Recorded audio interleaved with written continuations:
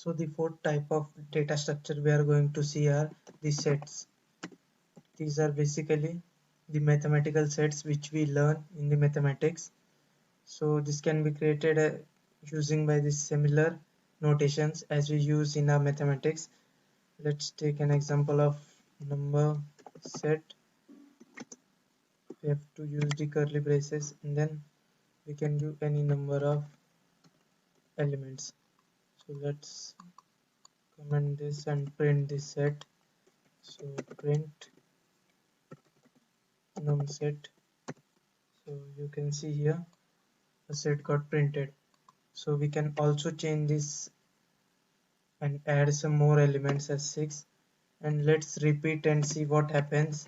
Does it follow the properties which we learnt in a mathematical class?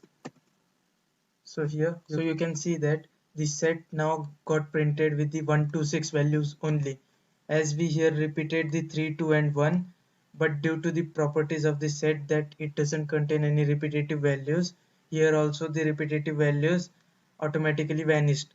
So this is a special type of data structure which can't contain repetitive elements, so the elements are only present one time.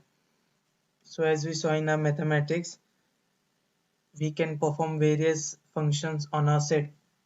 So let us take another set which will contain the words. So let us take A,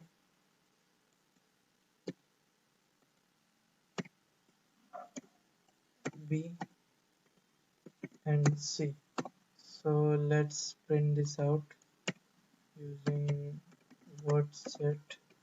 So now you can see CAB got printed. So in this set, these elements are not ordered, means these are not in specific orders. As you can see here, CAB got printed, but we have given it as A, B and C. So it doesn't contain a specific order in which the elements will contain. These are in random format and it gets printed automatically in random format. So it doesn't consist any index or such thing which will order these elements. So these are printed in any order. So you can see if we reprint this, any characters, we can get random characters at random places. So that's about this set. So we can also use another num2 set, which let's take an n set, which will contain more numbers such as 1, 3, 5, 7 and 9. So let's take this and print this out. So you can see two sets got printed. So now, as we saw in our mathematics, that we can perform some operations on this set which are union, intersection, difference, that all stuff. So we can also perform that here also. So let's take print and then n set as the first set, and then the straight line will do the union of the two sets which we are providing to it. So this will basically print the union of these two sets. So let's print this, and you can see 1, 2, 3, 4, 5, 6, 7, 9. The union of these both sets got printed. So similarly, if you change this by ampersand sign or the and sign, this will do the intersection. So you can see 1, 3, 5 and are common in the both sets. Therefore, we got a set containing 1, 3, 5 only. Let's copy this and print the union also. So let's remove the difference. So you can see 9 and 7 are the extra elements present in the n set. So let's take this similar code and just interchange the sets.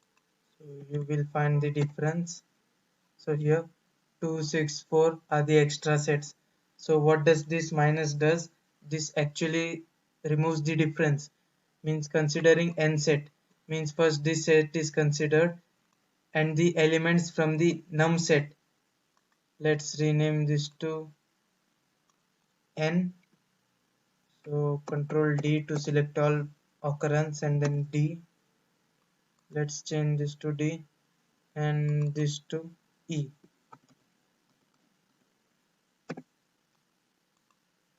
So now you can see this. So basically what does this E minus D does? It's take first the E set and then subtract the elements from the D set from it. So here 1, 3, 5, 7, 9 are present and from this the elements are present in this set means this 1, 2, 3, 4, 5, 6 number or the elements are subtracted. So 1, 3, 5 get deleted and only 7 and 9 is printed.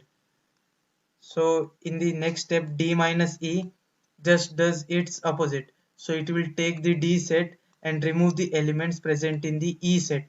So here 1, 3, 5 number elements are removed and only the remaining are printed here as 2, 4 and 6. So we also have another operation which is called as symmetric difference. So let's take the symmetric difference between E and D.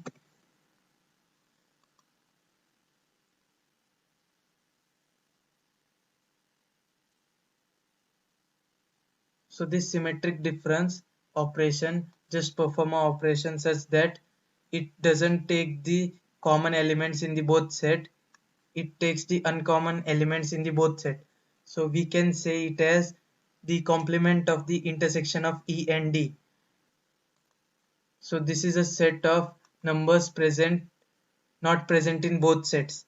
Means as we can see 1, 3, 5 are present in both sets. So if we remove this 1, 3, 5 from here, only 7 and 9 remains from the E set, which we can see here 7 and 9 is there. And from this if we remove 1, 3 and 5, then 2, 4, 6, these three elements remain from the D set. So these both remaining elements are then unioned and we get a set which this operation is called as symmetric difference. So this is the sets which we basically learned in the mathematics. It is implemented in the Python. This implementation of this set which we learned in a mathematics class is implemented by the Python itself without doing any code by us. So these are built-in data structures in the Python.